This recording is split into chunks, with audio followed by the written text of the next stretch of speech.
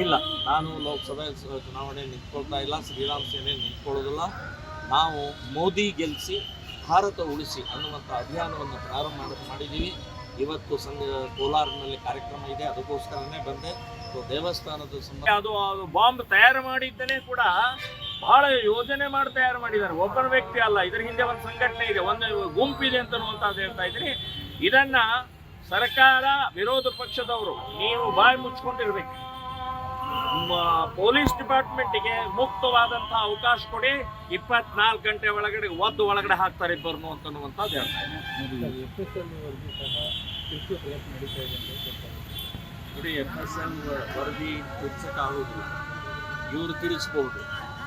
ಇನ್ನು ಅವರು ಅಲ್ಲಿದ್ದಂಥ ಮಾಧ್ಯಮದವರಿಗೆ ಸಿಕ್ಕಂಥ ಇದನ್ನು ಪ್ರೈವೇಟ್ FSL ಇದಕ್ಕೆ ಕೊಟ್ಟರೆ ಏನು ವರದಿ ಹೊರಗೆ ಬರುತ್ತೆ. ಇವರು ಮಾಡಿದಂಥ ಒಂದು ಡೂಪ್ಲಿಕೇಟ್ ವರದಿ ಬಹಿರಂಗ ಆಗುತ್ತೆ. ಹಾಗೆ ಮಾಡೋಕ್ಕೆ ಸಾಧ್ಯನೇ ಇಲ್ಲ. ಮತ್ತು ಒಬ್ರು ಯಾರಾದರೂ ಮಾಡ್ಬೋದು, ಇಡೀ ಚಾನಲ್ನವ್ರು ಎಲ್ಲರಿಗೂ ಅದು ಡೂಪ್ಲಿಕೇಟ್ ಮಾಡೋಕ್ಕಾಗೋದಿಲ್ಲ. ಸೊ ಹಾಗಾಗಿ ಹೇಳಿದ್ದು ಸತ್ಯ, ಹೇಳಿದವ್ರನ್ನ ಒಳಗಡೆ ಹಾಕಬೇಕು. ಒಳಗಡೆ ಹಾಕೋಕ್ಕಿಂತ ನಾನು ಹೇಳಿದ್ರು ಶೂಟ್ ಆ್ಯಟ್ ಸೈಟ್ ಮಾಡಬೇಕು ಅಂತನ್ನುವಂಥದ್ದು ಹೇಳ್ತಾರೆ. ಇಲ್ಲ, ನಾನು ಲೋಕಸಭೆ ಚುನಾವಣೆ ನಿಂತ್ಕೊಳ್ತಾ ಇಲ್ಲ, ಶ್ರೀರಾಮ್ ಸೇನೆ ನಿಂತ್ಕೊಳ್ಳೋದಿಲ್ಲ.